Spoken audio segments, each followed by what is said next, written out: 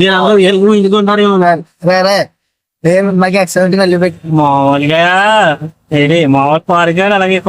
road shows అయితే అది కాదురా నేను కారు కానీ కూడా చెయ్యేసి తీసాను 6 వేలు ఎగిపెట్టి డోర్లు ఓపెన్ చేస్తున్నాడు మళ్ళీ డోర్ ఎవడ తోలుకు వచ్చి 4 డోర్లు ఓపెన్ చేసి రూపాయలు నిలబడి ఇలా నిలబడి కూడా దిగాడు ఎవడో అది ఎవడాడు అలాగే ఈడే అర్థమవురా 4 డోర్లు అరే మధ్య 4 డోర్లు ఎందుకు నా వచ్చి నువ్వు 4 డోర్లు ఏ డోర్లు దిగుతాడు అడిగి తెలియదు 4 ఉంటాయి ఏ బొక్కలో దిగినా అందులో బయటకు వస్తాం అనేది కూడా ఉంది అందులో కూడా పైన ఎందుకు ఓపెన్ చేస్తే బయటికి రావడానికి 4 రోజులు ఎందుకు ఓపెన్ చేస్తే బయటకు రావడానికి అది ఓపెన్ చేస్తే పైకి రావడానికి కాదమ్మా పైకి ఎక్కి చూడటానికి ఇప్పుడు లోపలికి వెళ్ళిన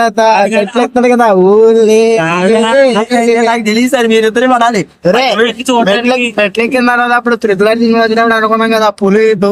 చూస్తే అలా ఉంటదని అదే చెప్తాను ఎక్కడైతే అలా ఉంటదంటే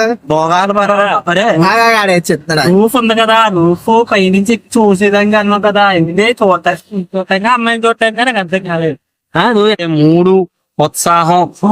అయిపోయింది ఇక మా ఆడితే ఎత్తాడు ప్రకాష్ ఏం చేయాలి ఆడికి ఎదురు పుట్టేది కావాలంటాడు ఆడికి తెద్దాంలే